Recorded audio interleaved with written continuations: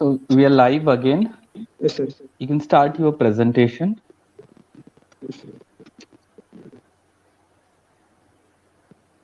I have started it. Yes, sir. Yeah. Good evening to one and all present here. I am Raghu Bhardi, going to present on chest imaging in COVID-19. First, coming to the pathogenesis of the COVID, it infects the ACE expressing epithelial cells, then followed by there is a production of mediators, chemical mediators, then there is an immune cell activation. Sometimes it may heal and sometimes it may lead to immune overactivation, which leads to production of more chemical mediators, and finally it ends up in ARDS, shock, organ failure, and it finally causes death of the patient. So we have to keep three things in mind. The phase one is infection of the epithelial cell, and phase two is the active inflammation, and phase three is severe disease or resolution. So coming to COVID-19, it usually presents with fever.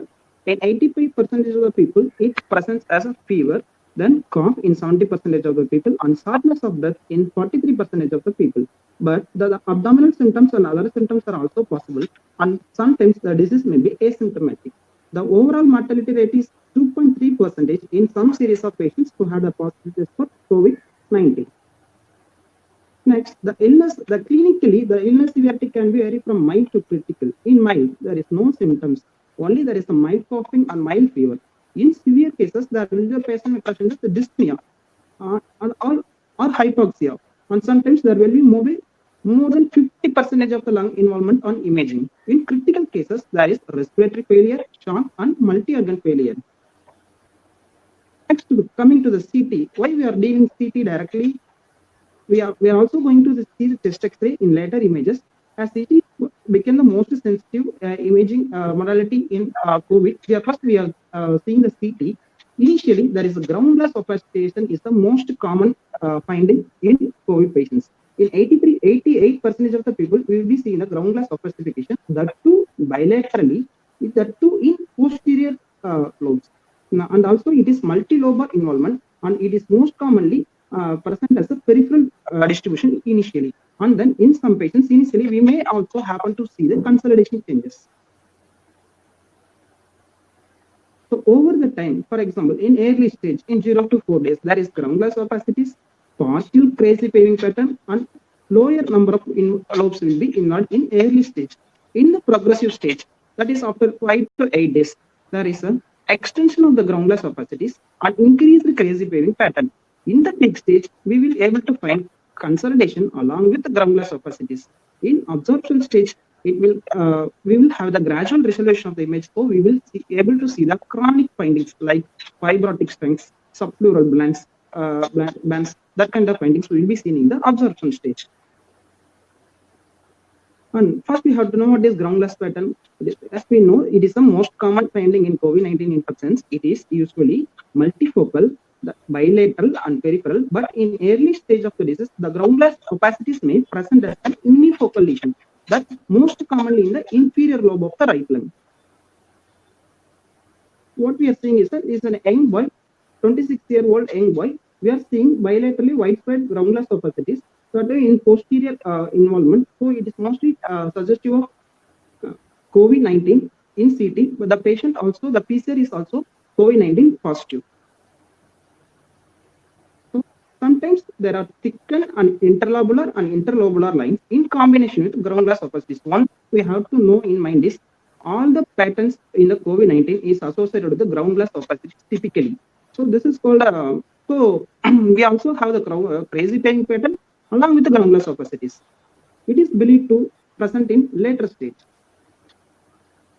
What we are seeing is the crazy paving pattern. We are seeing in the diffusely presenting in the right lung. We are seeing the crazy paving pattern. Next, coming to this vascular dilatation. This is the typical finding area in the. This is also presents with ground glass opacity with the vessel dilatation. So this is one of the common finding in the COVID-19 patients. The next one is the traction bronchiectasis. As I already said, the traction bronchiectasis and the subpleural band changes will be seen in the resolution phase or later stage of the disease. So what we are seeing is a subpleural bends and architectural distortion. So we have to know that the groundless opacity is the initial finding. On later stage in the resolution stage, we will typically seeing the subpleural bands and fibrotic changes, bronchiectasis changes, and architectural distortions. Coming to the case history, here this is a 59-year-old female, had a history of 10 days of fever and 5 days of coughing. What we are seeing is in bilateral lung fields, there is a white diffuse groundless opacities. We are seeing only the groundless opacities in all the films.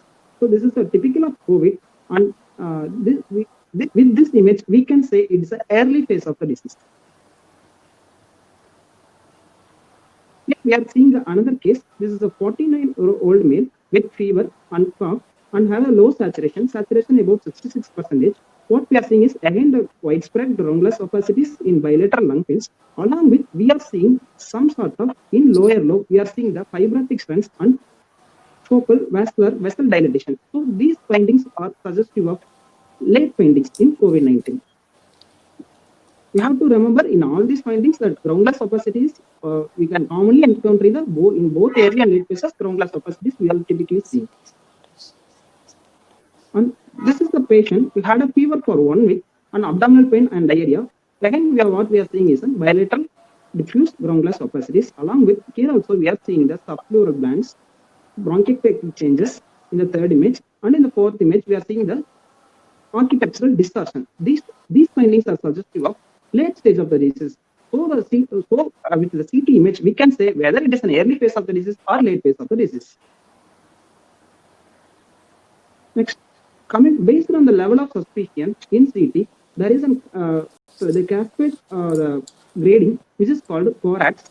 In CORADS 1, there is no suspicion for COVID, and in CT, we will be seeing that normal or non-infectious abnormalities. Other than infectious abnormalities, we can see anything. In CORADS 2, there is a low level of suspicion, and the abnormalities are consistent with infections other than COVID-19. For example, typical bronchiolitis or tree in bud appearances. These changes can be seen, but what we expecting like a groundless opacity, crazy pattern, nothing will be seen in that. So they have the low level of suspicion. Coming to the CORADS 3, it is an indeterminate. We can't say whether it is a COVID-19 present or not. That class would be in the CORADS 3. In CORADS 4, there is a high level of suspicion for COVID-19. We can typically see the groundless opacities, crazy paving pattern, the two in the posterior aspect of lower lobes. In CORADS 5, we are very high suspicious of COVID-19, and in imaging also we will typically have the features that are suggestive of COVID-19. In CORADS 6, it is nothing but it is PCR for COVID positive patients.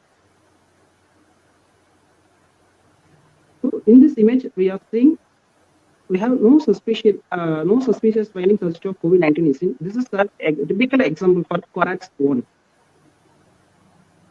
And next image, in the right lung, lower lobe, we are seeing that tree in bud appearance, but it's not suggestive of COVID. So we can classify it as a CORADS 2. And in this image, we are seeing the unifocal groundless opacities.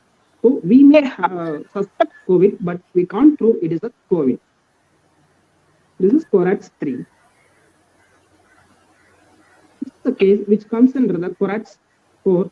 Why? Because we are typically having the groundless opacities on the both sides, left more than right, with some sort of crazy paving pattern. So which will come under the CORADS 4. And this is the case. Here we are seeing bilateral extensive groundless opacities along with consolidation changes, and also there is a vessel dilatation. So we can say it is a CORADS 5, and it also indicates it is the late stage of disease. And coming to this image, here we are seeing the halo sign in the first image, and also we have bilaterally there is a diffuse groundless opacities along with consolidation changes. This is PCR proved COVID positive patient, and this comes under the CORADS 6. So in COVID-19, the typical CT findings are multifocal groundless opacities, that too in peripheral and basal distribution. With unsorbed, the groundless opacities will have unsorbed demarcation, and also there will be the vascular thickenings, crazy paving pattern, and also reverse halo sign. The atypical findings in COVID-19 are central or peribronchiovascular ground glass opacities are either more they will be maybe in more apical distribution, and whether they will be associated with the lymphadenopathy. These are the findings which are atypical in COVID-19, and the very atypical findings are cavitations or with calcifications, strain bud appearances, bronchiolitis, nodular patterns, masses, pleural thickenings. This will be in the very atypical patterns of features of COVID-19. So there is a grading called CT severity score. According to the anatomical structure, there are 18 segments of the both lungs are divided into 20 regions, in which the posterior apical segment of the left upper lobe was subdivided into apical and posterior segmental region, while the anteromedial basal segment of the left lower lobe was subdivided into anterior and basal segmental regions. The lung opacities in all the 20 lung regions were subjectively evaluated on CT just using the system attributing scores of 0, 1, 2. That is based on the parenchymal opacification involved. For example, when there is no involvement, the score is 0. When there is less than 50% of the involvement, the score is 1. When there is more than 50% involvement, the score is 2.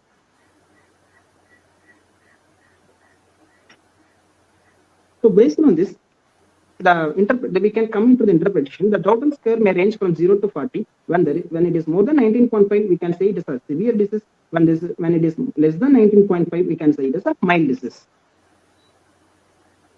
So in CT report, we have to mention what is the duration of complaints to say whether it is an early phase or late phase. And in CT findings, we have to mention whether the patient has groundless opacities, consolidation changes, and what is the type distribution, whether it is an upper lobe, lower lobe, or in and also we have to mention the segments, and also we have to know whether there is a crazy waving pattern or not, and also the reversed halo sign and spider sign.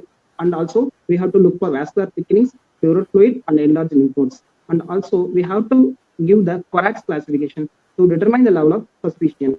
And also, as I finally said, we have to also give the CT severity score. And additional findings, any other comorbidities, we have to mention in the report. In conclusion, we have to give what is the level of suspicion and what is the severity of the disease.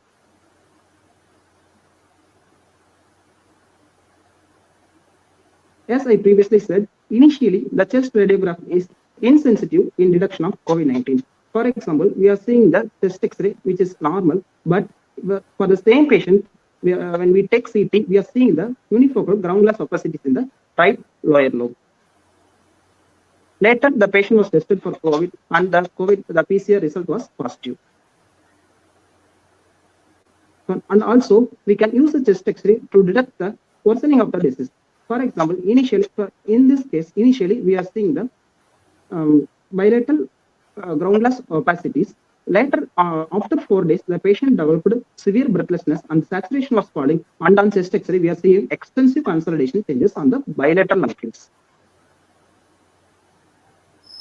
This is also the another case. At admission, the patient had consolidation and ground glass opacity changes in the bilateral lung fields, right more than left. But after 4 hours, the patient developed breathlessness, and also the any imaging, we are seeing the radiological worsening in upcoming hours, in 4 hours, 24 hours, in 48 hours. In 48 hours film, we are able to see the ARDS changes. So to monitor the clinical status using imaging, we can do the chest X-ray and we can give the radiological worsening of the disease. Thank you.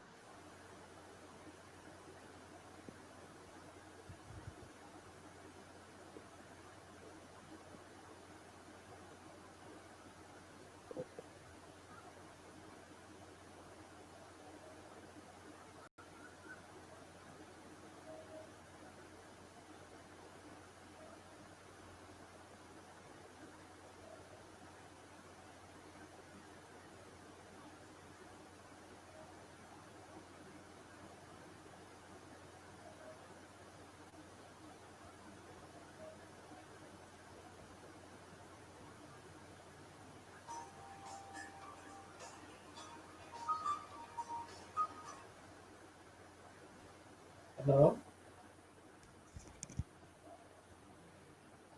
வணக்கம். Hello கேக்குதா? Hello கேக்குதா? இல்ல நானு 8 மணிக்கு தான் வருவேன், அதுக்காக உங்களுக்கு Shall I start the presentation?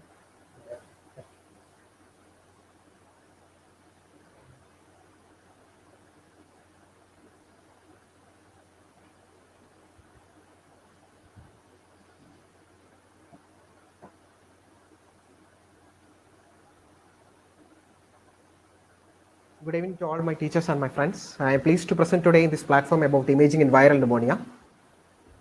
So the importance of imaging in viral pneumonia is that whenever a patient is coming to the clinician with the features of constitutional symptoms like mild fever, dry cough, malaise, weight, weakness. So first of all, there is an easy and fast investigation, that is the chest radiograph. But most of this condition with the provisional diagnosis of the viral infection will have a normal chest X-ray, and it will, by a due course of time, it will lead to some ARDS or some devastating pneumonia-like condition. It will be predominantly seen in immunocompromised patient. To arrive at a confirmatory diagnosis in these patients, we have to go with a CT, a thin cut CT or an HRCT, along with the biochemical laboratory findings. So it's important to interpret these conditions with the help of the chest radiograph uh, and with the help of CT to differentiate it with other infective processes like bacterial pneumonia, and also with other inflammatory processes or pulmonary edema, pulmonary hemorrhage. These conditions have to be differentiated. So we should also try to find out the pathological organism, the viral agent that is causing that particular viral pneumonia. And it's somewhat difficult for us to find out with these radiographic features, because there will be overlapping of the radiographic and the CT imaging features in different types of viral pneumonia. So the spectrum of CT findings related to pulmonary viral diseases have to be studied. And these are the main 5 categories coming under the parenchymal attenuation disturbances, which is also known as mosaic attenuation pattern, the ground glass opacity and consolidation, nodules, micronodules and tree in bud opacities, the interlobular septal thickening pattern, and bronchial or bronchiolar wall thickening. So in this, the left side, the first image that is showing the parenchymal attenuation disturbances. Here we can see that the lung parenchyma is showing different attenuation patterns, and in this there is a hypoattenuated area with a small caliber vessel that can be seen when compared to that of the higher attenuation pattern with the large caliber vessel, that is the mosaic attenuation pattern. And it is the patchy inhomogeneous opacities, ill-defined or well-defined, and it can be seen interspersed within the lung parenchyma. That is parenchymal attenuation disturbances. Coming to ground glass opacities, that is the inhomogeneous increase in the attenuation, C opacity that can be seen in the lung fields, and through which the pulmonary vessels can be clearly visualized. That is the ground glass opacity. It is the main important feature of most of these viral pneumonias with an ill-defined or well-defined component. And there can be also areas of ill-defined or well-defined consolidations can be seen along with the ground glass opacities. The third image that is showing the nodules of the micronodular pattern, and it's very difficult to find out the centrilobular nodules, the causative agent, with the help of the centrilobular nodules. And the imaging finding that will be helping to find out the viral pneumonia is that micronodules, or the nodules which will be having a size less than 10 mm, will be mostly associated with viral pneumonia when compared to that of bacterial pneumonias. And the fourth image is showing tree in bud opacities, that is a branching pattern due to the alveolar pathology, and the branching pattern or the filling up of these bronchioles with the lumen will be filled up with pus or other things that are there. Then coming to interlobular septal thickening, in this image we can see the increased attenuated linear lines of the septal thickening can be seen. It can be smooth or nodular pattern according to the pathology, and also there can be some ground glass opacities associated with interlobular septal thickening. It can be totally said as a crazy pavement pattern, which can be also seen in viral pneumonia patterns. Then coming to bronchial and bronchiolar wall thickening, it is also due to the inflammatory process that is affecting the bronchioles and the bronchial walls.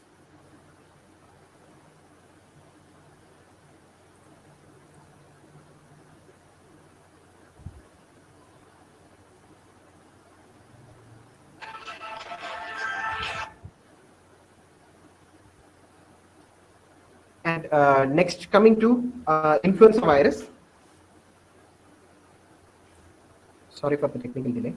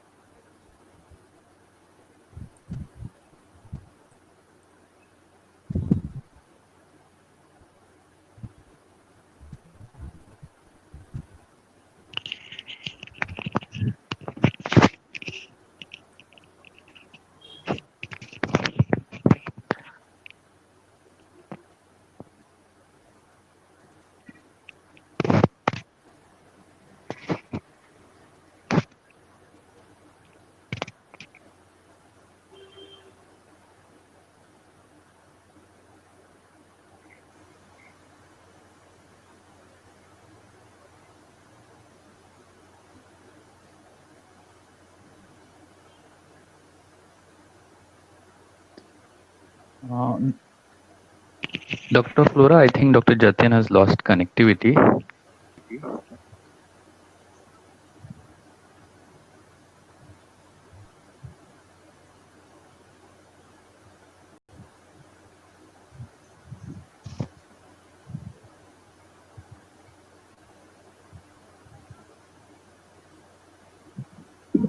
Sir, he will be joining soon, sir.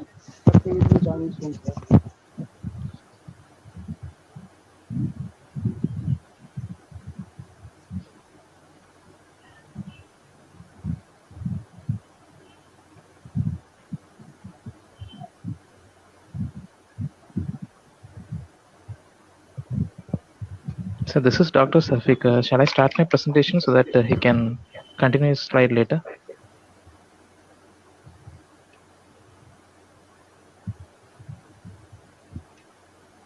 Sorry for the delay.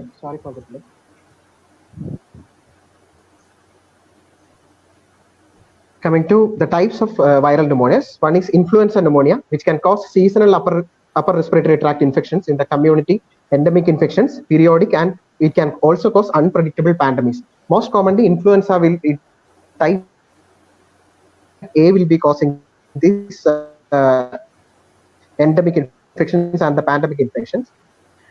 The hemorrhagic edematous consolidation with the diffuse alveolar damage is the reason, the pathology pneumococcus virus and Staphylococcus aureus. So the radiographic findings will be showing unilateral or bilateral multifocal patchy opacities, and the CT will be showing multifocal patchy airspace consolidation and ground glass opacities along with centrilobular nodules. There can be also some branching linear opacities which can be seen. So this image of influenza pneumonia is showing the extensive bilateral ground glass opacities and associated consolidation. There is also some intra and interlobular septal thickening, which is seen as the increased attenuation linear branching pattern, which is shown. That is, it will be a diffuse involvement due to the diffuse alveolar damage that will be caused, and it will cause a crazy pavement pattern due to increased affecting of the liver, of the lungs. Sorry. Coming to avian influenza, it is caused due to H5N1 subtype of influenza A virus. It's mainly due to close contact with infected birds. And the chest radiograph will show the similar features of that of an influenza virus infection, that is multifocal consolidation with ground glass opacities. CT will be showing focal, multifocal, or diffuse ground glass opacities with areas of consolidation. And the main important feature that will be differentiating avian influenza H5N1 from other types of influenza virus will be that there will be some pseudo cavitation, pneumatocyl formation, lymphadenopathy, or pleural effusion that can be seen associated with influenza virus pneumonia. So this is an image of H5N1 pneumonia showing a rounded area of consolidation that is surrounded by ground glass opacity in the left lung lingula. Coming to swine influenza, that is H1N1, that is also a subtype of influenza A virus. Chest radiograph will be showing similar findings of multifocal and lower lung predominant areas of consolidation. The difference is that there will be more central area of involvement that will be seen in swine influenza, and there will be also some clinical features difference, like there can be also some vomiting or diarrhea associated with swine influenza. CT imaging will be showing unilateral or bilateral patchy areas of rounded ground glass opacities that will be well defined with or without associated focal or multifocal areas of consolidation. And the main differentiating feature from other influenza pneumonia is that it will be more central, that is, there will be more predominant peribronchovascular distribution. So there can be also some peripheral distribution, subpleural distribution along with the peribronchovascular lesions. That is the swine influenza, that is image is showing bilateral lobular subsegmental areas of consolidation, mainly in the subpleural lung regions. Coming to para-influenza virus, antigenetically divided into 1 to 4 types, and 1 to 3 types are the most common reasons for respiratory pathology. It can cause croup in children, that is laryngotracheobronchitis, along with bronchiolitis or pneumonia in children. The radiograph will show steeple sign in croup. There can be multifocal atelectasis and air trapping. CT will be showing multiple small peribronchial nodules along with ground glass opacities and airspace consolidation. So this is the para-influenza pneumonia picture showing central area of consolidation and ground glass opacities of the lower lobe. Multiple centrilobular nodules can be seen along with the areas of consolidation. Coming to respiratory syncytial virus, it's a very important viral pathogen that is the most frequent viral cause of lower respiratory tract infection in infants. The radiograph will be showing predominantly of perihilar linear opacities with bronchial wall thickening. The bronchial wall thickening is not a typical feature of many other viruses like influenza virus. It can be typically seen in respiratory syncytial virus and human metapneumovirus, which will be coming to under the same family. And there can be also patchy areas of consolidation along with air trapping. The CT will be showing multiple centrilobular nodules, airspace consolidation, ground glass opacities, and bronchial wall thickening. The areas involved will be bilateral and asymmetric in distribution. Central and peripheral areas of the lung will be involved in RSV pneumonia. So this will be the presentation with bronchial wall thickening that is shown by the arrowhead, and the arrows are showing multiple centrilobular nodules with also coalescent appearance of the nodules can be seen in the imaging. Coming to human metapneumovirus, it can cause bronchitis, bronchiolitis, and pneumonia. Radiograph shows multifocal areas of consolidation along with centrilobular nodules. Multifocal patchy areas of ground glass attenuation, airspace consolidation, and centrilobular nodules can be seen in CT, which can be bilateral and asymmetric in distribution. One of the main features is that it can cause a long-term pathology like interstitial lung disease and fibrosis if it is lasting for a long time in the patients. This is the human metapneumovirus infection in a hematopoietic stem cell transplanted patient, showing multiple centrilobular nodules and focal areas of consolidation in the right lung lower lobe. Coming to measles pneumonia, the measles will be presenting with in children with fever and maculopapular rash, and it can also produce in a rare condition of a giant cell pneumonia. There can be multinucleated giant cells containing viral inclusions that will be infiltrating the alveoli and the bronchial epithelium. Radiograph will be showing bilateral patchy areas of consolidation along with perihilar linear opacities. CT will be showing multifocal ground glass opacities, bronchial wall thickening, centrilobular nodules, interlobular septal thickening, and there can be some pleural effusion and lymphadenopathy associated with measles pneumonia. This is the image showing CT image of measles infection showing multiple centrilobular nodules, and we can also appreciate the pleural effusion that can be seen, and bilateral areas of lobar consolidation can be seen. Coming to SARS coronavirus, it can cause diffuse alveolar damage with hyaline membrane formation. Radiograph will be showing poorly marginated focal consolidation that will be progressing to bilateral areas of asymmetrical multifocal opacities, and the lower lobe will be predominantly involved with peripheral distribution. CT will be showing lower lobe predominant ground glass opacities, thickening of the interlobular septa, peripheral distribution will be predominant.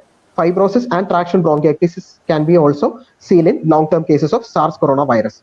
And another important feature is that lymphadenopathy, pleural effusion, calcification, and cavitation will not be a feature of SARS coronavirus. The image is showing a consolidation in the right lower lobe with focal areas of consolidation in the right lower lobe, and also some halo that is surrounding. There can be also some ground glass opacities and consolidation which can also be seen in the left lower lobe also. Hantavirus, it can cause a renal disease and a lung disease. The lung disease is known as hantavirus pulmonary syndrome. It can cause 40 to 50% of the mortality in immunocompromised patients, and it can cause diffuse airspace disease. The pathology is that it can involve the interstitial and airspace with edema and lymphocytic infiltration. Chest radiograph will be initially normal, but it can progressively worsen, displaying signs of pulmonary edema and acute respiratory distress syndrome. And there can be large pleural effusions that can be associated with the radiographic findings. CT will show bilateral ground glass opacities, thickened interlobular septa, multiple poorly defined small nodules, bronchial wall thickening, and there can be also associated bilateral pleural effusion. So this is the chest X-ray or chest radiograph of a patient with hantavirus pulmonary syndrome, and it can diffusely extensively involve within 6 hours. The first image is taken, it is showing some bilateral interstitial opacities. After 6 hours, it shows rapid progression to involve the perihilar region and the lower lung area that is showing consolidation. And there is the diffuse alveolar damage which can be seen in the chest X-ray. Coming to DNA viruses, adenovirus pneumonia, it can result in bronchiectasis and bronchiolitis obliterans. So in a patient with adenovirus pneumonia, a child with adenovirus pneumonia, in a later long time, it can also cause Swyer-James syndrome of bronchiolitis obliterans. Radiography, multifocal bilateral bronchopneumonia pattern with some air trapping can be seen in radiography. CT shows patchy bilateral areas of consolidation in a lobular or segmental distribution. Bilateral ground glass opacities with a random distribution can be seen. In children, it can also lead to lobar collapse, and the most common lobe involved is right upper lobe. Adenovirus infection showing combination of bilateral areas of ground glass opacity along with areas of consolidation. It can involve the diffuse lung. Both the bilateral lungs are diffusely involved. Coming to herpes pneumonia, the main herpes virus that will be causing the respiratory infections are 1, 2, 6, and 8. And exclusively, it will be seen in immunocompromised patient or mechanically ventilated patient. And it can also cause some susceptibility to bacterial secondary infections. CT will be showing patchy lobular, subsegmental or segmental consolidation along with ground glass opacities. Small centrilobular nodules and pre-inbud pattern can be seen with some halo appearance. The multiple areas of consolidation with surrounding ground glass opacities or halo phenomenon can be seen in herpes pneumonia. Coming to varicella pneumonia, pneumonia is the most serious complication of chickenpox or varicella infection. More commonly, it's seen in immunosuppressed patients or in pregnant patients. It can cause diffuse alveolar damage and produce giant cell pneumonia-like pathology. CT will be showing multicentric hemorrhage and necrosis, which is centered on airways, numerous nodular opacities, which will be 5 to 10 millimeter, which will be micronodular in pattern, which is seen along with surrounding halo of ground glass opacities, that is also known as halo site. The patchy ground glass opacities and coalescence of nodules can be seen along with hilar lymphadenopathy. A typical finding which can be seen in the later stage of varicella pneumonia is that the lesions, the typical micronodular tiny lesions, which will be measuring 2 to 3 mm, which will be densely calcified. And we can see this well-defined, randomly scattered calcified nodules in a due course of time in varicella pneumonia. So the CT image is showing multiple calcified nodules with higher attenuation, which will be very tiny in size. Coming to cytomegalovirus. Cytomegalovirus is infection which will be leading to pneumonia, will be seen in mainly patients who have undergone hematopoietic stem cell transplantation, solid organ transplantation, or an AIDS patient with a CD4 count which is less than 10 cells per cubic millimeter. The median time of onset after transplantation is 50 to 60 days. So we have to assess the patient up to 100 days for a cytomegalovirus pneumonia in a patient with solid organ transplantation or hematopoietic stem cell transplantation. So histologically, the CMV pneumonia can show different patterns of lung involvement. One is miliary pattern. It can involve diffuse interstitial pneumonitis. It can cause hemorrhagic pneumonia, and it can also cause CMV inclusions associated with minimal inflammation and that is leading to lung injury. The main problem with when we are dealing with the cytomegalovirus is that we have to differentiate this condition from PCP pneumonia, pneumocystis cystis carinii pneumonia, because both these conditions will be seen a CD4 count less than 100 cells per cubic millimeter. So the feature that will be helping us to differentiate it from PCP pneumonia is that the area involvement of ground glass opacity will be ill-defined and diffuse ground glass opacity can be seen in cytomegalovirus pneumonia. But whereas in PCP pneumonia, we can see a well-defined area of ground glass opacity that will be constrained to a particular lobe or a particular segment. So the radiograph will be showing bilateral reticular opacities or interstitial opacities along with diffuse ill-defined ground glass opacities, and we can also see some multifocal consolidation. CT will be showing lobar consolidation, diffuse and focal ill-defined ground glass opacities, irregular reticular opacities. There can be also some nodules which will be measuring 1 to 3 centimeter size, that is miliary nodules can be also seen. It is mainly associated with HIV infection with a less CD4 count, less than 100 cells. In this image, we can see the multiple bilateral randomly distributed ill-defined pulmonary nodules, and it will be surrounded with a halo of ground glass opacity, which will be diffusely interspersed in both the lungs, bilateral distribution. Coming to Epstein-Barr virus, the patient will be presenting with a triad of fever, pharyngitis, and lymphadenopathy. So lymphadenopathy, we have to check for hilar lymphadenopathy in it's a radiographic image and a CT image. And it's also associated with Burkitt's lymphoma and nasopharyngeal carcinoma. CT will be showing lobar consolidation, diffuse and focal parenchymal haziness, multiple reticular opacities, and some miliary nodules associated with hilar lymphadenopathy. Coming to the last of my presentation, human papilloma virus. Papillomas may be multiple, which can be seen in the tracheal system or the bronchial system, tracheobronchial papillomatosis, and it can also involve the lung parenchyma. Radiographically, we can see bilateral, multiple, thin-walled, cystic, and nodular lesions. CT will be showing cysts which are round and irregular in shape, usually less than 5 centimeter in diameter, which will be showing smooth but asymmetric wall thickness, and the wall will be measuring up to 2 to 3 mm in size. And we can also see some nodular mass-like papillomas, which will be seen in the trachea or the bronchial walls. So this is the CT image, which is showing the tracheobronchial papillomatosis with a small nodule arising from the tracheal wall. There is a thin-walled cyst, which is also visible in the right upper lobe. Thank you. That was a good presentation on viral pneumonias, all the viral pneumonias. Now, the most difficult CT images to interpret is interstitial lung pattern. Here we have a third postgraduate from Tirunelveli Medical College, Dr. Shafiq Ahmed Miran, to talk about interstitial lung disease. Good afternoon, everyone. First of all, I thank my HOD, Dr. Nancy Dora ma'am and Dr. Flora ma'am for giving me this opportunity. We all know about ILD patterns. Well, just I want to reinforce certain points. So the common CT patterns we are going to see. So ILD is a large number of conditions involving lung parenchyma, alveoli, alveolar epithelium, capillary endothelium, spaces between the structures, perivascular and the lymphatic structures. When the cause is not identified, the term idiopathic interstitial pneumonia should be considered.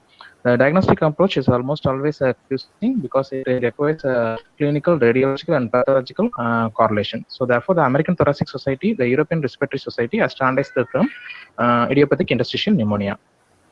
So we all know the classifications. The major things are the chronic fibrosing types are the usual interstitial pneumonia and non-specific interstitial pneumonia. The smoking related are the desquamative interstitial pneumonia and RBILD, respiratory bronchiolitis interstitial lung disease. And the acute types are the organizing pneumonia and diffuse alveolar damage. The rare patterns are the lymphoid interstitial pneumonia and pleuropulmonary fibroelastosis. So we radiologists should be familiar with the morphological and clinical manifestations to diagnose. So the main clinical symptoms are usually non-specific with cough and dyspnea. Age, gender, risk factors, and course of disease will help in distinguishing the different IAPs. Therefore, the classification is based on mainly the histology and the CT pattern. So I straight away will go to the classical CT for idiopathic pulmonary fibrosis. In all my slides, the first A image will be the distribution, the B image will be the normal CT image, and the C image will be the pictorial representation. So in this case, then idiopathic pulmonary fibrosis, the distribution will be subpleural predominance with an epicobasal gradient. I can see in the A image. In the B image, what are the classical triads? Subpleural reticular opacities, macrocystic honeycombing, and traction bronchitic changes. We can also see the gray area indicate the focal ground glass opacities, which may also be present. Ground glass opacity is also seen in majority of the cases, and the appearance is somewhat heterogeneous when compared to NSIP because there will be areas of fibrosis alternating with non-lung. Whenever there is a classical usual interstitial pneumonia, lung biopsy is not recommended. In the first image, you can see that the arrowheads indicate the macrocystic honeycombing, the thin arrow indicate the traction bronchitic changes, and the thick arrows indicate the ground glass opacities and the reticular opacities.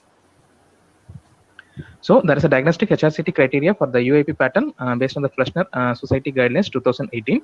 So the patterns are the typical, probable pattern, indeterminate pattern, and consistent with non-IPF pattern. So the typical pattern, there will be basal subpleural predominance, heterogeneous distribution, honeycombing, reticulation with peripheral bronchiectasis.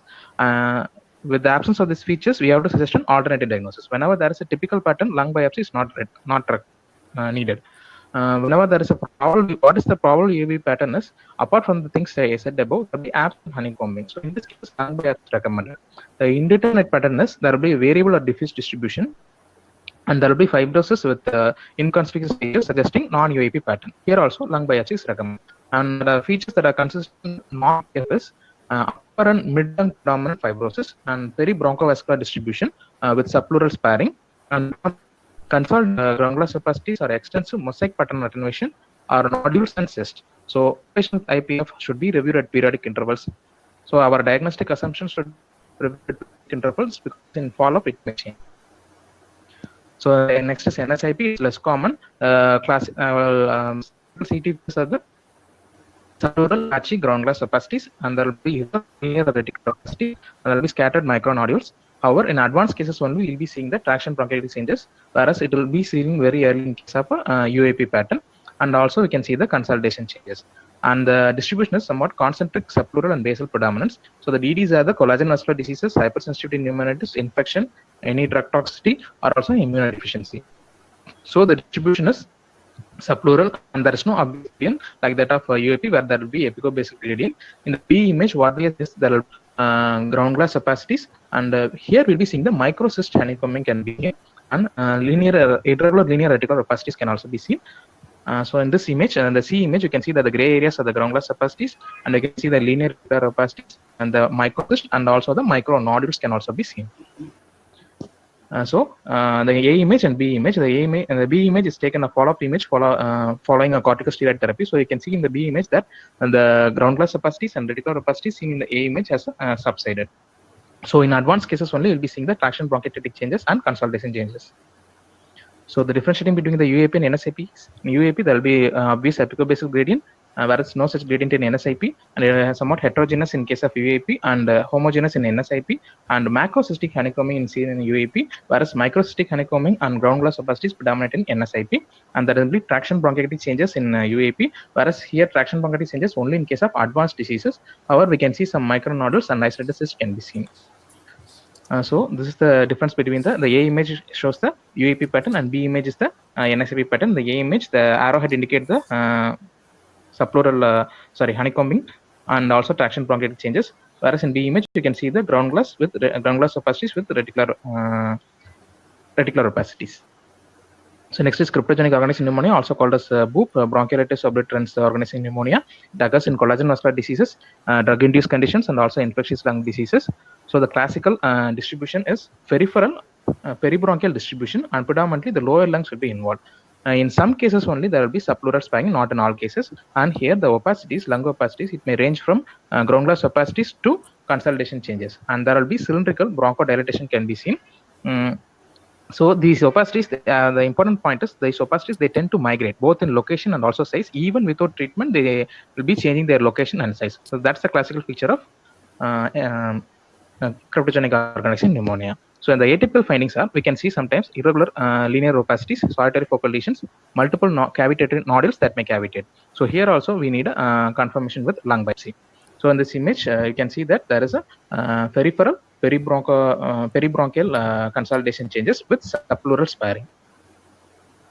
So that's an A image and the B image. The B image is taken a follow-up image following corticosteroid therapy. So you can see that the peripheral consolidation changes that was present in larger amount in the A image has subsided in the B image.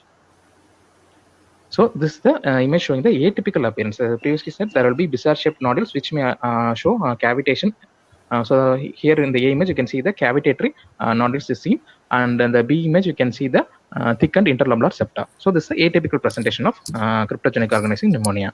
So next is RBILD. RBILD is nothing but the N spectrum. It is smoking related, and it's usually associated with the desquamated interstitial pneumonia. Desquamated interstitial pneumonia is the N spectrum of RBILD. So the both features, it will be overlapping only.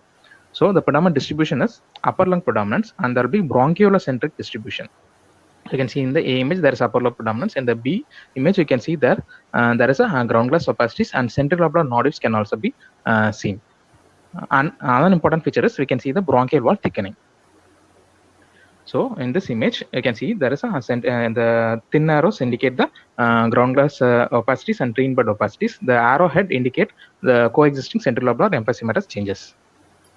So desquamated interstitial pneumonia, as I previously said, it is the N spectrum of RBILD. It is associated with smoking, lung infection, organic dust exposure. They respond better to steroids, and they overlap with RBILD. Therefore, lung biopsy is recommended both in RBILD and desquamated interstitial pneumonia. So the distribution is peripheral distribution, and it involving lower lung will be predominantly involved. And in the B image, you can see that there is a diffuse ground glass opacities, and the pictorial you can compare with the pictorial representation also. And there can be irregular linear opacities can also be seen, and small cystic changes can also be seen. So there are two images. You can see that the arrowhead indicates the ground glass opacities, and the thin arrows it point out to the bronchial wall thickening. So next is lymphoid interstitial pneumonia. It is very rare. However, it is associated with disorders like Sjogren's syndrome, HIV, and variable immunodeficiency. And it was initially considered as a pulmonary lymphoproliferative disorder, which may progress to malignant lymphoma. So the classical pattern is ground glass opacities, isolated cystic air spaces, and central lobular nodules. So here you can see the distribution is lower lung will be predominantly involved, and the cyst are within the lung parenchyma, and it will be isolated. And it usually involves the mid and lower zones will be involved. So in the image, you can see that there is a isolated cystic spaces, and we can also see in central lobular nodules with septal thickening. So there are two images, A image and B image. B image the follow-up image following steroid therapy. So in the A image, the arrowhead indicates the perivascular cyst, and the thin arrows indicate the ground glass opacities. So you can see compare following steroid therapy, the ground glass opacities also subsided. only the perivascular cyst is seen. So next is acute interstitial pneumonia, which is presenting with the acute onset of symptoms. It is also called as Ham-Andred syndrome. In clinically and also imaging wise, it will be resembling acute respiratory distress syndrome. So you have to think, remember there are three phases: acute exudative phase, organizing phase, and late fibrotic phase. So in the imaging wise, the distribution is symmetrical, and the bilateral lower lobe will be involved. And you can see in the C image, there's the light gray areas are the ground glass opacities, the dark gray areas are the consolidation changes, and also we can appreciate bronchial dilatation. So in the early phase, there will be ground opacities, consolidation. So the point you have to remember is the consolidation and atelectasis to be limited to the dependent areas of the lung, whereas in late phases only we'll be getting architectural distortion and traction bronchiectatic changes and honeycombing. This traction bronchiectatic changes and honeycombing, it will be more severe in the non-dependent areas, because this consolidation that occurs in the dependent areas will have a protective effect. Therefore, the traction bronchiectatic and honeycombing changes will occur in the non-dependent areas. So this point you have to remember. So there are two images. The first image and the second image shows excellent acute interstitial pneumonia, and the next one is the fibrotic phase. So in the exudative phase, what we are seeing is the arrowhead indicates the ground glass opacities, and the arrows pointing out the consolidation changes. So they occur in the dependent areas of the lung. Whereas in the next image, you can see that in the fibrotic phase, the traction bronchiectatic changes occur in the non-dependent areas. So the consolidation and the atelectatic areas in the dependent areas will be providing a protective effect. Therefore, you can see the traction bronchiectatic changes in the non-dependent areas of the lung.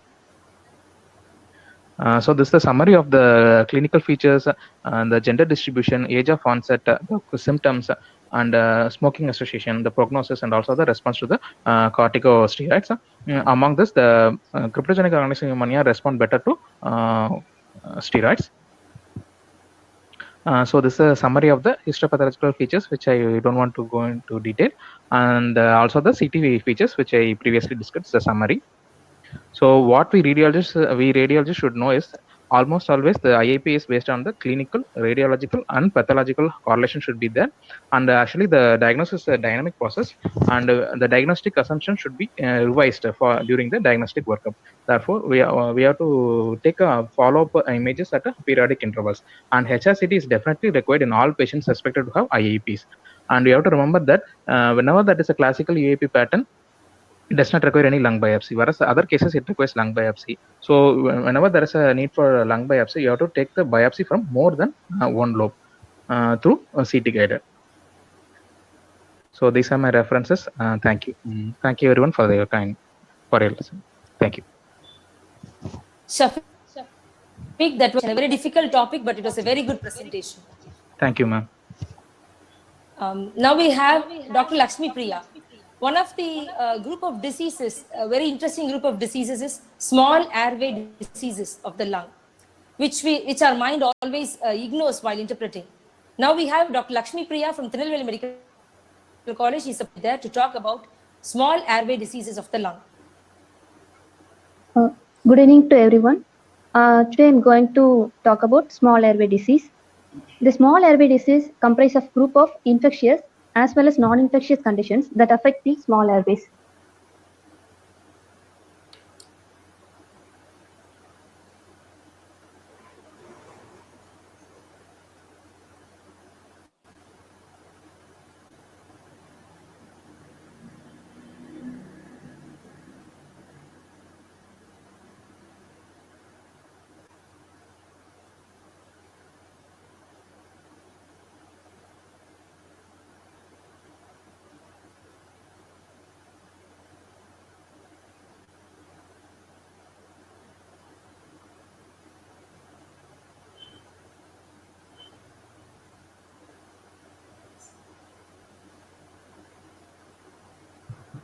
Dr. Lakshmi, we lost your voice. We cannot hear you, Dr. Lakshmi.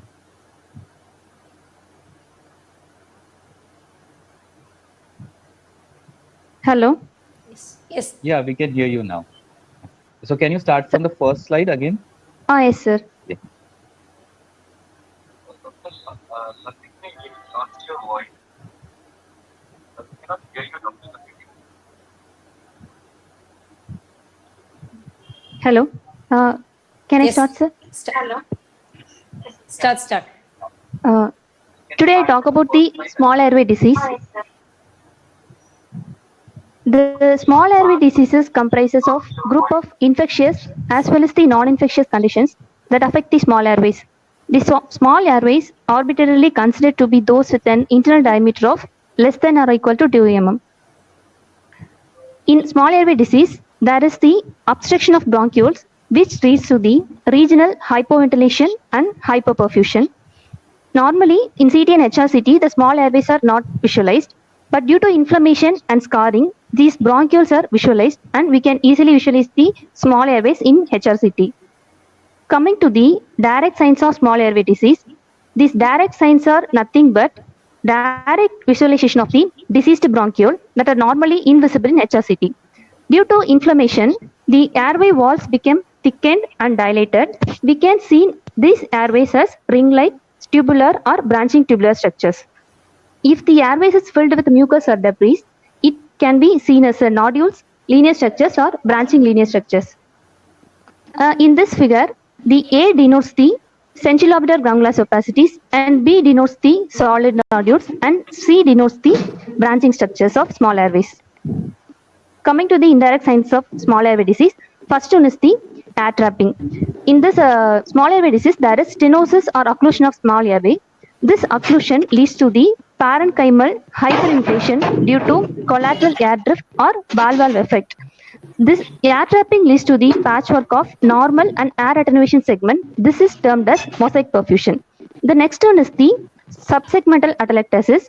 Due to the parenchymal obstruction, due to the small airway obstruction, there is the parenchymal collapse. It looked like spit-shaped ground glass opacities in HRCT. In this image, we can visualize the multifocal areas of air trapping in between the normal lung. And the next one is the centrilobular airspace nodules. Due to the inflammatory cell aggregation, there is ground glass attenuation in the center of the secondary pulmonary lobule. Coming to the classification, the histological classification is correlates most directly with the imaging features of the small airway disease. So coming to the histological classification, there are two types. One is proliferative bronchiolitis, second one is the fibrotic bronchiolitis. This proliferative bronchiolitis, otherwise called as cellular bronchiolitis, and fibrotic bronchiolitis, otherwise called as constrictive bronchiolitis. Regarding the constrictive bronchiolitis, there is fibrosis and scarring, which leads to the luminal narrowing and luminal obstruction. This constrictive bronchiolitis is purely a bronchiolar lesion. And the next one is the cellular bronchiolitis. Here, the bronchiolitis occurred due to the inflammatory cells. This inflammatory cells is the predominant histological finding in cellular bronchiolitis. Coming to the constrictive bronchiolitis, this is characterized by a collagen deposition eccentric to the airway lumen, and this condition is considered irreversible. The patient presents with dyspnea and chronic cough, and the disease is chronic and has a slowly progressive course. There are many pulmonary and systemic conditions associated with this constrictive bronchiolitis. Coming to the causes, first one is the respiratory tract infection. The most common cause is the viral infections, particularly in children. The second potent cause is the Mycoplasma pneumoniae. Other causes include the Nocardia asteroides and Legionella pneumonia. In adult, there is a repeated viral infection, but the clinically significant constrictive bronchiolitis is uncommon. So, in a healthy patient with the incidental finding of chronic constrictive bronchiolitis in HRCT is due to the sequelae of the such episodes. The Swyer-James syndrome is a particular form of constrictive bronchiolitis. In a patient with cystic fibrosis, due to the repeated infection, the constrictive bronchiolitis also can occur. This is a chest CT image of a 20-year-old man with cystic fibrosis. It shows the airway wall thickening and bronchiectasis. We can also visualize the nodular and tubular mucoid impaction. Associated with this finding, we can visualize the diffuse air trapping in bilateral lung fields. Coming to the next cause, inhalation of the toxic fumes and gases. The most important is the oxides of nitrogen. Other gases include fire fumes and butter flavoring ingredient acetyl in popcorn plant workers. These fumes causes the epithelial injury and leads to the bronchiectasis. This bronchiectasis is associated with the constrictive bronchiolitis. This is an image of a 40-year-old woman with the smoke inhalation after house fire. The first image is the inspiratory CT of the patient, which shows the ground glass opacities, ill-defined ground glass opacity seen in the left upper lobe. But see the image B, which is the expiratory CT of the same patient, which demonstrates the multifocal air trapping. Coming to the next cause, connective tissue diseases. Among the connective tissue diseases, rheumatoid arthritis is most commonly associated with the constrictive bronchiolitis. Typically a woman with 5th or 6th decades of life and who had the long-standing diseases. In a CT of 84 patients, 30% of patients show the features of bronchiectasis and bronchiolectasis. And it can also occur in the heart and lung transplant patients. It's considered one of the manifestation of chronic rejection in transplant patient. It occurs in 50% of patients, usually manifests itself between the 9th to 15th month. It also occurs due to the acute rejection and cytomegalovirus infection. See the image A. In first image, this is a patient of 40-year-old man with a lung transplant.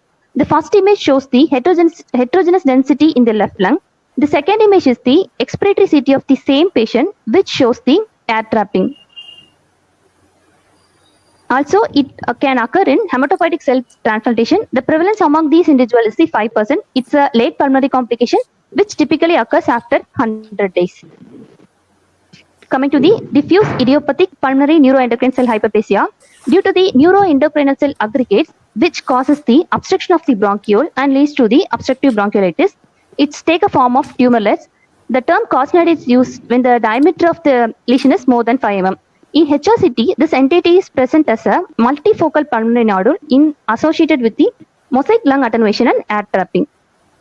This is the image of a patient with a this image shows the nodular density nodule seen in the left upper lobe with the mosaic pattern.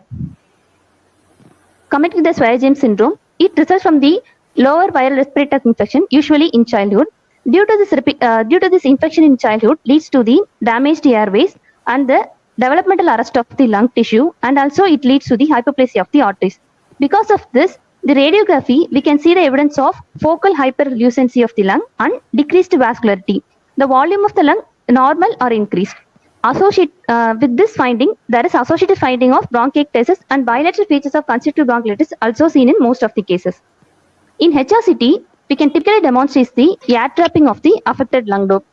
In HRCT, we can also demonstrate the air trapping in the other lobes also and in contralateral lung also, which is not readily demonstrated in radiography. This is a patient of Swyer-James syndrome.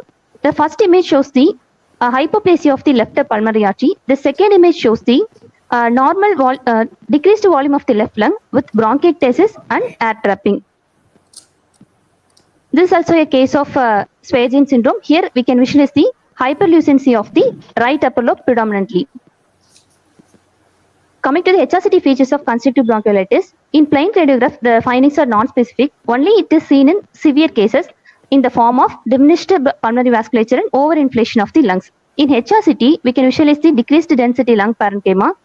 And the second finding is the reduction in caliber of macroscopic pulmonary vessels. This is due to hypoxic vasoconstriction of the physiological reflex of hypoxic vasoconstriction and also bronchiolar scarring. In this image, we can visualize the bronchiectasis and air trapping. There is no decrease in the cross-sectional area of the affected hyperlucent lung on respiration. The mosaic attenuation is not specific for this constrictive bronchiolitis. It can also occur in occlusive vascular disease and in infiltrative lung disease. Next is the abnormality of macroscopic airways. Due to the bronchial thickening and dilatation, there is bronchiectasis. This bronchiectasis can be central or peripheral. And air trapping is best demonstrated in expiratory CT. Coming to the accuracy of high resolution CT, these findings are not specific for the constrictive bronchiolitis. Can also occur in the COPD patients. In the context of known cause or associated with the constrictive bronchiolitis, these findings can be considered as diagnostic. This image, the first image shows the mosaic pattern, and second image we can visualize the bronchiectasis. In third image, we can visualize the small airway wall thickening and branching pattern and subpleural nodule. Coming to the cellular bronchiolitis, this is a diverse group of disease which is characterized by inflammation of the bronchial wall and bronchial lumen, often associated with fibrosis. The condition comes under cellular bronchiolitis are infectious bronchiolitis, panbronchiolitis, follicular bronchiolitis, hypersensitivity pneumonitis, bronchiolitis associated with asthma, and respiratory bronchiolitis. First one is the infectious bronchiolitis. It is typically manifest as centrilobular nodules and trine bud opacities. If these findings are associated with cavitatory lesion, we can come to the diagnosis of Mycobacterium tuberculosis or atypical mycobacterium. If these findings are associated with bronchiectasis, particularly the involvement of middle lobe and lingula, we can come to the diagnosis of atypical mycobacteria. If these findings are associated with ground glass opacity, we can suspect the Mycoplasma pneumoniae. This is the 30-year-old woman who presents with cough, shows the cavitatory lesion in the left superior segment of left lower lobe and consolidation seen in the left upper lobe. Another finding is that there is trine bud appearance seen in the left lung. So we can come to the diagnosis of Mycobacterium tuberculosis associated with this finding. Next to the infectious bronchiolitis in children, most often these are caused by respiratory syncytial virus or adenovirus, Mycoplasma pneumonia or chlamydia species. It typically occurs in infants and children of less than 3 years of age. The findings include hyperinflation, patchy areas of consolidation atelectasis, streaky perihilar opacities, and tram track appearance, and reticular nodular opacities. Among these findings, the most specific one is the hyperinflation. Coming to the infectious bronchiolitis in adults, it is associated with a variety of organisms. It is the association with the chronic airway disease such as bronchiectasis and chronic bronchitis is also seen. Here, the presentation is well-defined centrilobular nodules and trine bud opacities that may be patchy and unilateral or bilateral and asymmetric. In this image, in these two images, we can visualize the trine bud pattern and centrilobular ground glass opacities. Coming to the diffuse bronchiolitis, it is especially seen in the Japanese population. It's a disease of unknown etiology. It is otherwise called as sinobronchial disease since it causes the chronic sinusitis and progressive obstructive airway disease. The other name for this disease is exudative bronchiolitis. This patient is associated with the Pseudomonas aeruginosa infection.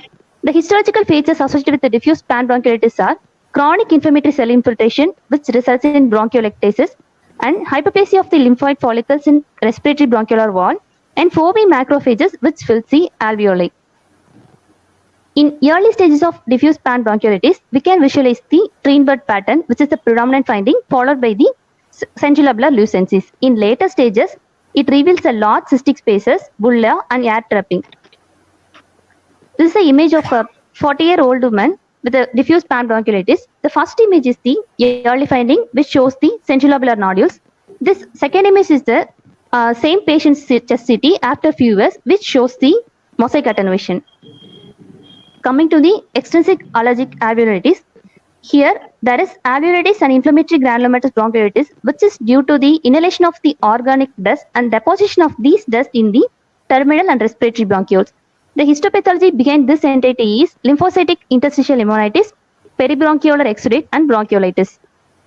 Regarding the HRCT findings, in acute condition, it manifests as pulmonary edema and diffuse airspace consolidation. In subacute condition, it presents as ground glass opacities, which reflects the alveolitis, and centrilobular nodules, which reflects the bronchiolitis. It is associated with the air trapping and expiratory CT. It predominantly seen in middle and lower lung zones. In chronic cases, the extrinsic allergic alveolitis emphysema is implicated as a cause of a decreased attenuation, but the differentiation is difficult. This is a case of subacute hypersensitive pneumonitis, which shows the air trapping predominantly seen in the both upper lobe, with the evidence of ill-defined patchy ground glass patchy centrilobular nodules. This is also an image of a hypersensitive pneumonitis, which shows the focal areas of air trapping. Coming to the next entity, aspiration bronchiolitis. This is the chronic inflammation of bronchioles as a result of recurrent aspiration of foreign material.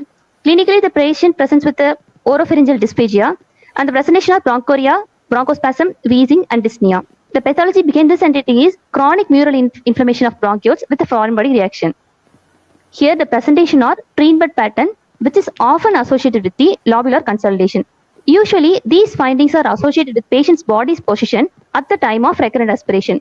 If the patient remains supine, the findings are predominantly seen in lower lung. If the patient remains right or left side, the findings are predominantly seen in right or left side. This is a patient of a 62-year-old woman with hemiplegia. Here we can visualize the secretions in the lower bronchioles and associated multifocal consolidation. Another finding is the multiple tree-in-bud appearance seen diffusely. Next one is the sarcoidosis. These sarcoid granulomas obstruct the bronchioles, which leads to the obstruction and lead to the air trapping. These areas of air trapping indicates the future development of the typical parenchymal abnormality. This is a patient of a 30-year-old woman with sarcoidosis. Here we can visualize the multifocal air trapping. Next one is the follicular bronchiolitis. It's a cellular bronchiolitis which is characterized by peribronchial and peribronchiolar lymphoid follicles. The clinical conditions associated with the follicular bronchiolitis are: first one is the immunological disorders such as Sjogren's syndrome, Hashimoto's thyroiditis, and pernicious anemia. Second one is immunodeficiency syndrome. Third one is allergy including asthma. Fourth one is allogenic bone marrow transplantation. The presentation typically it presents with the bilateral centrilobular nodules and patchy ground-glass opacities. Associated findings are peribronchial nodules, subpleural nodules, and sometimes there is bronchial thickening. This image shows the diffuse tree-in-bud and centrilobular nodules. Coming to the respiratory bronchiolitis, it's a part of a spectrum of smoking-related disease of the airways. Here, the alveolar macrophages are concentrated around the peribronchial region and in the alveoli. The respiratory bronchiolitis is an incidental finding. If the respiratory bronchiolitis is associated with pulmonary symptoms, the resulting syndrome is called respiratory bronchiolitis associated interstitial lung disease. In order of increasing severity, the respiratory bronchiolitis is a milder form, and the moderate form is respiratory bronchiolitis associated interstitial lung disease, and the severe form is desquamative interstitial pneumonitis. Here, in HRCT, we can visualize the centrilobular ground-glass opacities and patchy ground-glass opacities and bronchial thickening. Usually, this interstitial lung disease is predominantly seen in upper lobe. This is the patient with RBALD. Here, we can see the upper lobe predominance with centrilobular opacities and ground-glass opacities. Thank you.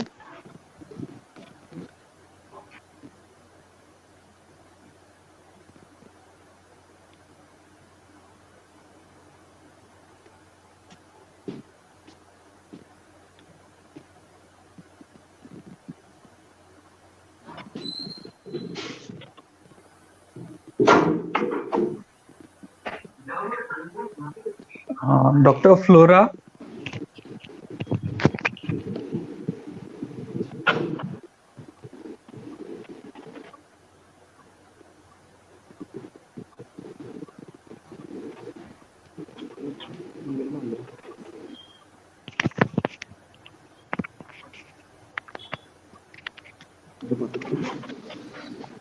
Dr. Flora, can we start the next presentation? Yes, you can go ahead. No, it's her presentation actually. One spotter, I think, is there. Yeah. If the candidate is ready, then ask him to proceed. Yeah. It's Dr. Flora herself is presenting. I'll just call her up. Okay.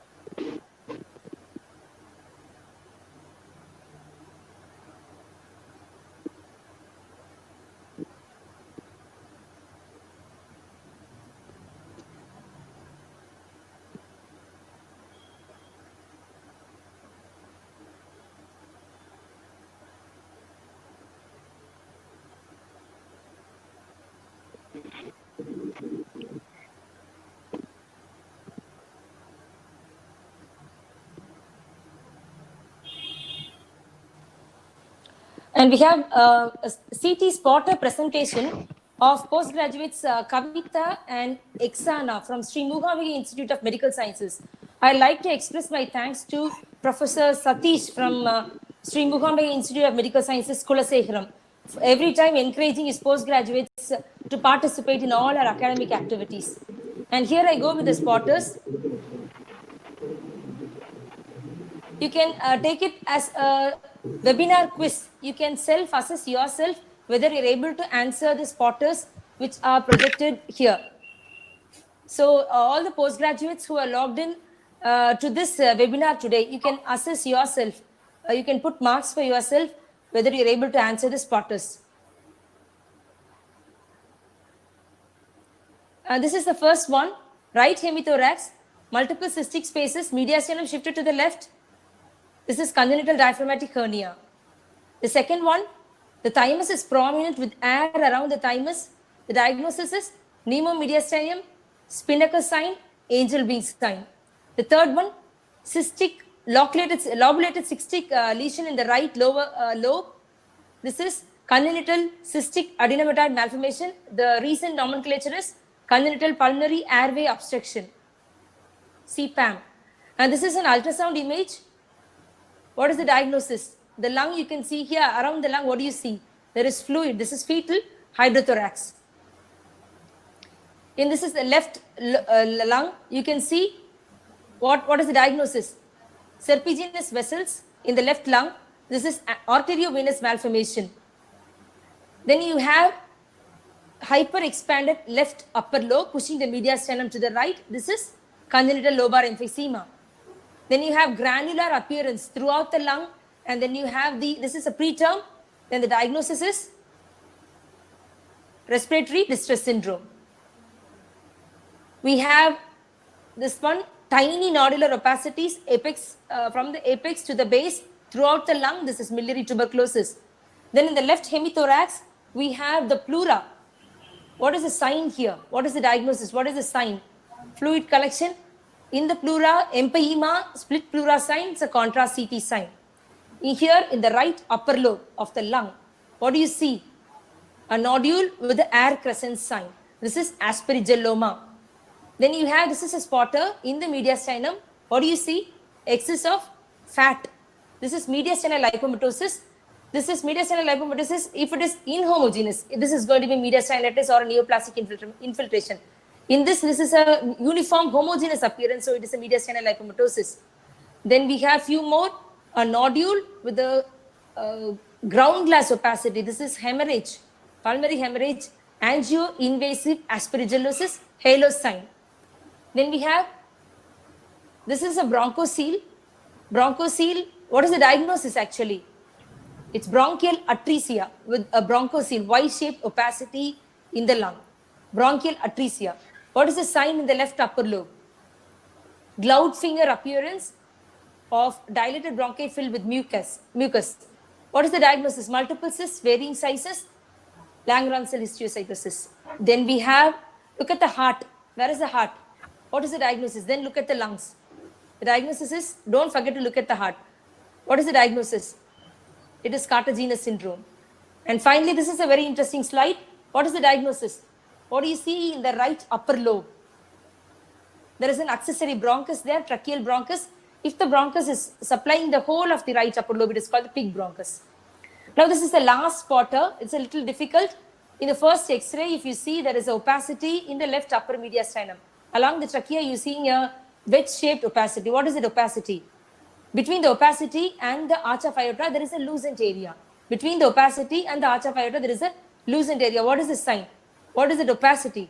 It's the left upper lobe collapse, left upper lobe atelectasis, and you're seeing the overinflated superior segment of the left lower lobe producing a lucent area between the collapsed left upper lobe and the aortic arch. This is called Liftsichel sign. So that are all the spotters sent by Kavita and Exana from Sri Mookambika Institute of Medical Sciences, Kulasekharam. It is very difficult to get internet connection from there. So they have asked me to present the spotters. Thank you, ladies, for sending me the spotters. Now, we have Professor Amarnath, our President, Tamil Nadu and Pondicherry chapter of IRIA for 2020, and a President-elect of National President-elect of our IRIA for 2021. Welcome Amarnath for the webinar, and we'd like you to share your thoughts on chest imaging. Thank you, Flora, for organizing a wonderful CME. Am I audible? Yeah, sir, you're audible. Okay.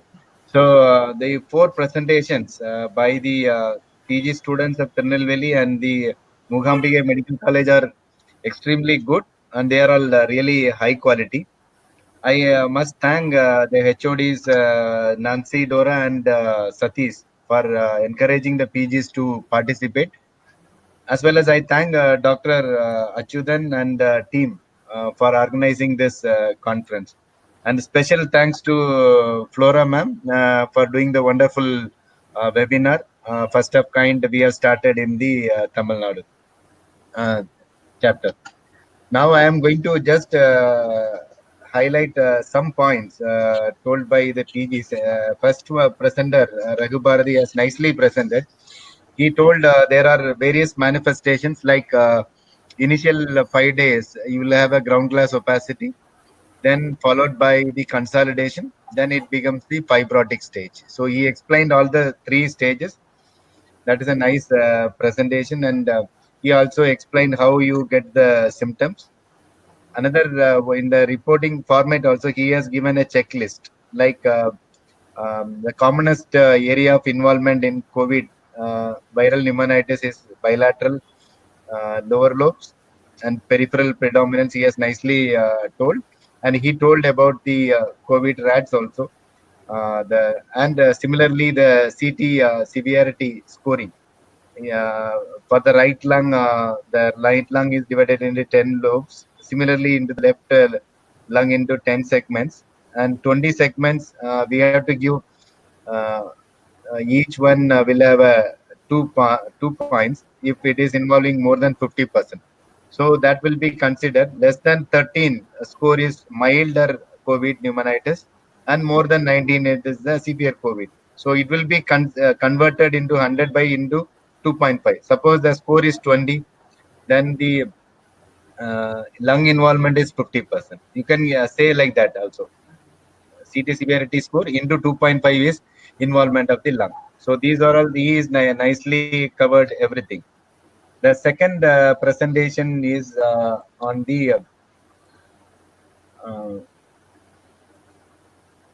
ILD. ILD, he has again presented very nice. He has presented all the patterns from the UIP to NSAP.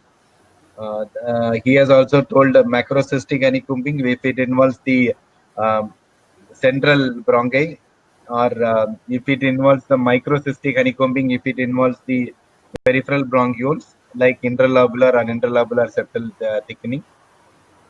And he also nicely told when you see a ground glass opacity, that indicates active disease, and you have to do biopsy only in this ground glass areas. He also told nicely about that also. And he also told about the Fleischner Society guidelines also. Similarly, the COP pattern also, peripheral distribution, like chronic eosinophilic pneumonitis. Chronic organizing pneumonia is one of the cause for the peripheral distribution. And Dr. Lakshmi Priya also described nicely about the small airway disease. When the small airway disease is it is caused by 2 types. He has nicely mentioned. One is the cellular bronchiolitis. It will obstruct the bronchi, so it will produce nodules. Either it is in the centrilobular or branching nodule like in tuberculosis, or it may obstruct the lumen partially. It is called constrictive bronchiolitis. So it will produce air trapping, which will produce a mosaic attenuation. And few other conditions also like to produce this mosaic attenuation. And how to differentiate is that you have to do an expiratory CT, that if the dark area, that is the air trapping, is increased, then it is due to a small airway disease. And she has enumerated all the causes for the small airway disease.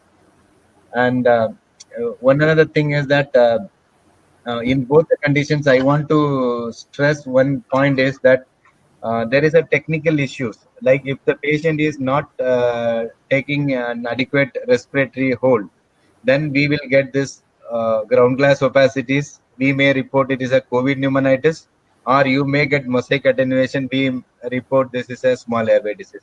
So very important thing is that you have to do good CT scan. Then only we can confidently say this is a small airway disease or a COVID pneumonitis. So these are all the times we are facing many times. Whether this is a really a COVID pneumonitis, when you see a milder haziness which mimics a ground glass opacity, is due to the respiratory patient has a respiratory problem. Similarly, we have a close DD for COVID. When there is a comorbid, you have to rule out pulmonary edema. Because you have to look for the cardiac enlargement also in that conditions. If it is there, then it may be a cardiac edema that may be responsible. And he also nicely mentioned there is no pleural effusion in case of COVID pneumonitis. So these are all the take-home points. Again, I thank the organizers for giving me this opportunity. And thank you, Flora, for giving this opportunity. And I think people has learned. I learned a few of things from these students. Thank you very much. Thank you, Amarnath, for joining us and encouraging us in every chapter. And I now call upon Dr. Achutan sir to give the vote of thanks. Hello, can you hear me? Hello. Yes, Yes, sir, you can speak. Yes, sir. Right. Good evening. I appreciate the time spent by the presenter who has given a vivid, long lectures of pulmonary conditions, and the President-elect, Dr. Amarnath, who has bestowed his blessing by joining us, and Nancy Madam and Flora Madam for organizing this spectacular program. Thank you. Thank you, one and all. Thank you. Thank you. Thank you. Once again, I'd like to thank all the participants who who logged in today and joined us in our webinar program. It's a first attempt, so there might have been some glitches here and there. Next time we will improve. Thank you. Thank you once again and good night. Well done, ma'am. Well done. Thank you. Thank you. But it was a long program, Amarnath. Yeah, no problem, no problem. I think they have learned a lot of things. Yeah, students, they have learned a lot, so they have presented a lot. Thank you. Okay. Thanks, Amarnath. Thanks. Thank you. Thank you, sir.